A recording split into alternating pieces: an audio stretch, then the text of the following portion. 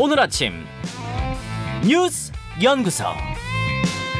오늘 아침 뉴스의 맥을 짚어드리는 시간 뉴스 연구소. 오늘도 두 분의 연구위원 함께합니다. CBS 조태임 기자, 뉴스톱 김준일 대표, 어서 오십시오. 안녕하세요. 첫 뉴스 코로나 상황부터 봐야죠. 네, 이대로 가다가 10,000명 되나. 참 뭐 섬뜩한 숫자 10,000명인데 지금 예상하기로는 오늘 역대 최다 기록을 세울 걸로 보인다면서요. 네, 지금 어제까지 5,000명대였는데 이제 집계된 바로는 6,000명을 넘어 7,000명도 넘어설 것이란 전망이 나옵니다. 7,000명이요? 네, 이렇게 되면 이제 이번 겨울 10,000명 확진자가 나올 수 있다는 전문가들의 우려가 현실화할 가능성이 커지고 있습니다. 중증 환자 수도 연일 최다를 나타내고 있는 데다 어제 같은 경우는 하루 사망자가 36명으로 역대 두 번째였어요. 네. 이 가운데 기저질환을 앓던 9세 이하 어린이가 코로나로 사망하는 일도 있었습니다. 최근 이제 학교를 중심으로 확진자가 급증하고 있는데요. 네. 특히 초등학생의 확진자 급증이 눈에 띄어요. 오늘 발표될 10대 이하 감염도 1,000명을 넘어설 것으로 예상하고 있거든요. 그러니까 아이들이 전면 등교를 했는데 지금 초등학생 아이들 중에는 뭐 6학년 빼고는 다 미접종 상태니까. 그렇죠. 6학년도 접종이 많지 않고요. 그렇죠. 확률이 낮고 그리고 이제 전면 등교까지 하고 있는 데다 말씀하신 것처럼 백신 접종하지 않으니까 이 파장이 이제 초등학생들에게 직접적으로 미치고 있는 것 같아요. 초등학생의 일평균 발생률은 10만 명당 12.6명인데 이거는 확진자가 가장 많은 60대 발병률과 거의 비슷해요. 그러니까 60대 발병률이 12.9명이거든요. 거의 비슷한 수준입니다. 대학가도 지금 비상입니다. 예. 오미크론 신규 확진자에 한국외대, 경희대, 서울대 재학 중인 외국인 유학생 3명이 포함됐다는 소식 전해졌었죠. 한국외대, 경희대, 서울대 재학생들 중에 오미크론 변이 확진자가 발견됐다 했는데 알고 보니 외국인 학생들이었어요. 네, 외국인 유학생이었습니다. 이들은 이제 그 국내 첫 오미크론 확진자 목사 부부가 다니는 인천 교회를 방문했습니다. 지금 오미크론 확진자도 급증하고 있어요. 네. 처음 오미크론 확진자가 나온 지 지금 엿새밖에 안 됐는데 36명까지 늘어났습니다. 자, 김준일 기자. 예. 그 36명의 오미크론 변이 확진자 가운데 백신 맞은 사람이 몇 명인가 봤더니 9명밖에 없었다는 거 아니에요. 그렇죠. 아니 지금 백신 접종률 성인의 경우는 92% 가까이 되는데 여기는 왜 이렇게 맞은 사람이 없는 겁니까? 그러니까 뭐 여러 가지 이유가 있겠죠. 뭐 종교적인 신념도 있을 테고 뭐 여러 가지가 있을 텐데 일단 중요한 거는 백신을 안 맞으면은 이 코로나 바이러스 오미크론이 됐든 델타가 됐든 더 많이 감염된다라는 거는 이미 뭐 통계적으로는 명확한 거예요. 그래서 왜 백신을 맞아야 되느냐 뭐 이런 논란들도 있고 뭐 안 맞겠다라는 거지만 공동체의 보호, 본인의 보호를 위해서 이렇게 맞아야 된다라는 게 이제 방역 당국의 방침이고 지금 이 36명 가운데 미접종자들은 신상이 뭐 다 알려진 건 아니지만 예. 외국인들이 다수인 걸로 알려져 있는 거 그렇죠. 아니에요? 외국인들도 외국인 다수 거주자들. 있죠. 예. 그러니까 이제 방역에 구멍이 생겼다라고 할 수도 있는 건데 이거를 지금 정부가 대책을 외국인들까지 다 맞추기는 힘든 상황이라고 한다라면은 국내 접종률을 좀 강하게 하고 또 이제 지금 입국은 지금 강화가 됐잖아요. 지금 10일 자가격리 이런 조치들이 이어져야 되는 거고. 근데 외국인 관광객들에 대해서 다 맞추는 건 아니더라도 지금 외국인 거주자들에 대해서는 무조건 가서 맞으라고 한 지 오래됐거든요. 그러니까 그게 여러 가지 이유가 있는 거죠. 그러니까 정보가 잘 전파가 안 되고, 그러니까 우리가 방역 이제 지금까지 백신 접종률을 끌어올리는데 주력을 했는데 그런 부분들이 취약 지점으로 남아 있는 거예요. 외국인 거죠. 10대 지금 7,000명 넘은 거는 확실시 되거든요. 지금 집계를 해보니까 오늘 발표 잠시 후에 될 거. 잠시 뒤에 될 거. 그 중에서 20%가 지금 10대라고 합니다. 한 1,400명 안팎이 10대라고 합니다. 이 비율이 예전에는 한 5%였는데 지금 10대가 굉장히 올라가고 있다라고 한다면은 왜 지금 10대를 정부에서 그렇게 지금 맞추려고 하는지 그 보호를 하기 위해서라는 게 이유가 되고 결과적으로 종합해 보면은 결국 미접종, 그러니까 백신 미접종 군에서 확진자가 확 늘고 있는 거는 지금 뭐 데이터로 보이네요. 청소년들, 어린이, 또 외국인들. 예. 정부는 그리고 학교는 웬만하면 안 닫겠다라는 게 방침이에요. 외국의 뭐 스웨덴이나 스위스 이런 나라들이 끝까지 안 닫았거든요. 학교를. 그러니까 그것만은 지키자. 그러면은 백신 접종률을 올려야 된다라는 얘기들이 지금 계속 나오고 있는 겁니다. 근데 실제로 이제 그 백신 접종률과 인과관계가 있는 게 초등학생, 중학생, 고등학생 확진자가 다 늘어나고는 있는데 그 비중을 보면은 초등학생 확진자 비중이 굉장히 높아진 거예요. 중학생, 고등학생 비중 오히려 줄고 그래서 이제 정부는 백신밖에 지금 답이 없다 이렇게 얘기하고 어제 문재인 대통령 같은 경우도 앞으로 사주가 결정적 시기다. 백신이 가장 효과적인 방역 수단이라고 했고요. 또 김부겸 총리도 이제 백신 접종에 대해서 청소년과 부모님들이 아직 확장이 안 됐으니까 불안하잖아요. 불안감이 높아요. 그 비판은 아프게 받아들이다면서도 백신이 현재로서는 최선이다 이렇게 말했습니다. 백신이 최선이다. 데이터를 봐도 접종한 사람과 안 접종한 사람들의 차이가 크다. 지금 그 얘기를 계속 정부가 강조하고 있는데 사실은 이제 백신 부작용, 특히 청소년들에 대한 이 백신 접종에 대한 불안감은 현실적으로 좀 존재하더라고요. 학부모들 사이에. 국민의힘에서는 백신 부작용 관련된 공약을 내놨어요. 예.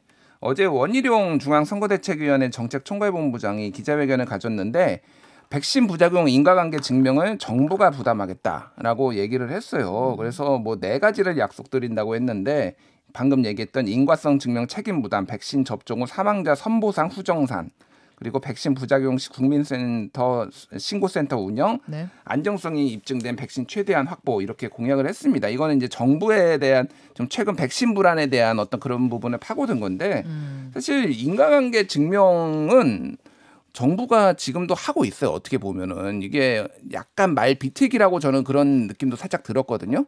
그러니까 개인이 정보를 다 내고 그거를 네. 이제 그러면은 그 가족의 동의 아래서 그 부분은 취합을 해가지고 그거를 이제 위원회에서 판단을 하는 거거든요. 그러면은 더 얼마나 진전된 안을 지금 국민의힘이 내놓은 건지에 대해서 저는 조금 좀 정확하게 이해가 안 되더라고요. 궁금하시죠? 예. 그래서 잠시 후에 원희룡 본부장, 정책총괄본부장이세요. 선대위에. 원희룡 본부장 초대를 했습니다. 직접 한번 이 공약에 대한 얘기는 들어보도록 하고 잠시 후 확진자 수가 정확히 나오면 이제 7천 명 넘는 거는 거의 확실합니다. 정확히 나오는 대로 저희가 방송 중에라도 알려드리도록 하지요. 조태인 기자. 네, 다음 소식은 이제 차별화대 몸집 키우기. 정치권 얘기군요. 네, 정치권 얘기인데요. 이제 더불어민주당 이재명 후보는 연일 문재인 정부와의 차별화에 나서고 있습니다. 이 후보는 어제 청년 무주택지를 만난 자리에서 문재인 정부의 부동산 정책이 잘못됐다. 공급보다는 수요 억제 체계만 집중됐다는 점을 지적했어요. 이 과정에서 현실을 모르는 건 잘못이 아니다. 죄악이다. 이런 표현까지 썼어요. 부동산 정책 비판하면서 죄악이다. 네, 공직자의 무능은 죄악이다. 공직자의 무능은 죄악이다. 네. 그러면서 이제 본인은 이제 주택 정책 방향을 공급을 충분히 늘리는 쪽으로 전환해야 한다 이렇게 밝혔습니다. 아무래도 민주당에 등 돌린 중도층을 끌어오기 위해서 이제 앞서 조국 사태, 조국의 강 건너기 이런 것도 있고 또 부동산 정책에 대해서도 사과하고 대안을 제시해야 한다는 생각이 강했던 것으로 보입니다. 예, 그리고 이제 윤석열 후보 측도 살펴보려고 하는데요. 네. 윤석열 후보 선대위는 살리는 선대위라고 이름을 지었어요. 정권 교체로 희망과 정의, 국민과 나라를 살리겠다 뜻이라고 합니다. 민주당 출신의 금태섭 전 의원이 합류를 했고 네. 또 호남의 무소속 이용호 의원도 입당하는 등 외연을 확장하고 있습니다. 김종일 총괄선대위원장이 어제 별다른 큰 실수만 하지 않으면 정권을 가져올 수 있다는 확신을 갖고 있다 이렇게 자신감을 내비쳤는데요. 하지만 김 위원장과 김병준 위원장 갈등이 또 언제 표면할지 모른다 이런 우려도 여전합니다. 네. 어제 김종일 위원장 같은 경우 이제 김병준 위원장과 신경전을 벌인다 이렇게 기자들의 질문을 받자 네. 누가 그런 소리를 하느냐 이렇게 버럭을 하기도 했고요. 또 어제 포럼에서는 맹목적으로 시장을 믿는 사람은 정서적으로 불구자 이런 표현을 썼는데 이게 자유주의자로 알려진 김병준 위원장을 저격한 것이라는 해석이 지금 나오고 있습니다. 그러니까 이렇다 보니 아직 화학적 결합은 안 됐다 이런 평가입니다. 어제 저희 뉴스쇼 출연한 민주당의 박용진 선대위원장은 파리떼를 한번 이렇게 휘 저은 거지 다시 돌아올 거다 또 이런 이야기를 이 자리에서 하기도 하셨는데 김준일 기자, 예. 그 양당이 다 인재영입 문제로 홍역을 앓고 있어요. 민주당은 잘 아시다시피 조동현 전 상임선대위원장 사생활 논란으로 자진 사퇴를 했고 이번에는 국민의힘의 노재승 선대위원장이 과거 발언이 알려지면서 또 논란을 겪고 있습니다. 예, 한두 개가 아니더라고요. 계속 열심히 찾고 있나 봐요. 그 SNS 발언은. 그래서 5.18은 성역화 일대장 이런 발언도 했고 올바른 부모 밑에서 교육받았으면 좋겠다. 지리산 빨치산들을 국가 유공자로 내세운다. 가난한 사람은 맺힌 게 많다.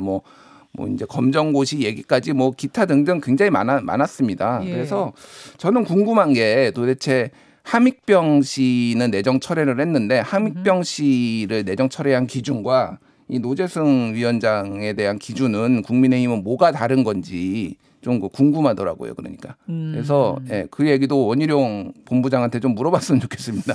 이른바 비니자로 알려진 그 노재승 공동선대위원장의 발언들, 그 지금 말씀하신 발언 외에도 김구 선생은 국밥이 늦게 나왔다고 사람을 죽였다, 뭐 이런 발언이 또 과거 SNS에 써 있었던 것이 지금 계속 나오고 있는 상황이에요. 네네네. 근데 이제 노재승 위원장 같은 경우는 국민의힘에서 2030의 마음을 살려고 이렇게 영입을 한 건데 지금 탈이 나고 있어요. 민주당 같은 경우도 김윤희 씨 사례도 있었잖아요. 예. 그러니까 양 당이 지금 2030이 워낙 취약하다 보니까 급한 마음에 이제 마구 영입하면서 검증도 제대로 되지 않았다, 이런 비판이 나오는데 또 하나 지적하고 싶은 거는 이제 그 양당이 이렇게 영입하는 인사들이 보면은 학력이 되게 좋거나 사회적으로 성공했거나 이렇게 고스펙인 경우가 되게 많아요. 그래서 일반 젊은이들이나 청년들은 오히려 박탈감을 느끼고 있다, 이런 얘기도 나옵니다. 자, 요 이야기도 잠시 후에 출연하는 원희룡 본부장, 오늘 좀 이 난감한 질문들 많이, 불편한 질문들 많이 갈 것 같은데 원희룡 본부장한테 들어야 될 것 같습니다. 자, 다음으로 가죠. 중국, 러시아와 연일 각 세우는 미국. 중요한 뉴스입니다. 네. 국제 뉴스. 오늘 우리 시간으로 0시부터 2시간에 걸쳐 조 바이든 미국 대통령과 블라디미르 푸틴 러시아 대통령이 이제 화상으로 정상회담을 가졌어요. 최대 쟁점은 러시아의 침공 가능성이 제기됐던 우크라이나 문제였습니다. 이제 바이든 대통령은 만약에 러시아가 군사력을 증강할 경우 미국과 연합국이 경제 제재 등 강력한 조치로 대응할 것이다, 이렇게 밝혔습니다. 네. 이번 회담은 러시아가 우크라이나 접경 지역의 병력 배치를 늘리고 내년 초 우크라이나를 공격할 가능성이 있다는 보도가 나오는 상황에서 이뤄져 관심을 모았었는데 네. 이제 만약에 러시아 침공이 현실화할 경우 미국은 전례 없는 조치로 대응하겠다, 어제 이렇게 경고를 한 겁니다. 전례 없는 조치로 대응에 나서겠다. 네. 러시아는 근데 이에 대해서 우크라이나 국경지대에서 병력을 늘리는 건 순전히 방어 목적이다, 이런 점을 강조하고 있습니다. 미국이 러시아와 이렇게 좀 대치하고 이러고 있는 것도 있고 또 중국과도 지금 굉장히 갈등이 고조되고 있는 느낌이에요. 네, 어제 같은 경우 이제 미국은 베이징 올림픽에 정부 사절단 보내지 않겠다, 이런 메시지를 보냈었는데 이제 미국 불참 의사의 각국 고민도 지금 깊어지고 있어요. 미국은 그러니까 명백히 불참하겠다고 네. 공식화한 거죠. 그러니까 선수단 말고 외교사절단. 그렇죠. 예. 그리고 이제 그 외에 뭐 영국이나 캐나다, 호주 등도 이제 외교적 보이콧 동참 문제를 검토할 것으로 알려졌는데 뉴질랜드 같은 경우는 이미 불참하겠다고 밝혔어요. 네. 근데 이제 이유는 코로나 때문이란 이유를 댔고요. 현재 베이징 올림픽 참석을 공식화한 외국 정상은 또 공교롭게 푸틴 러시아 대통령 유일합니다.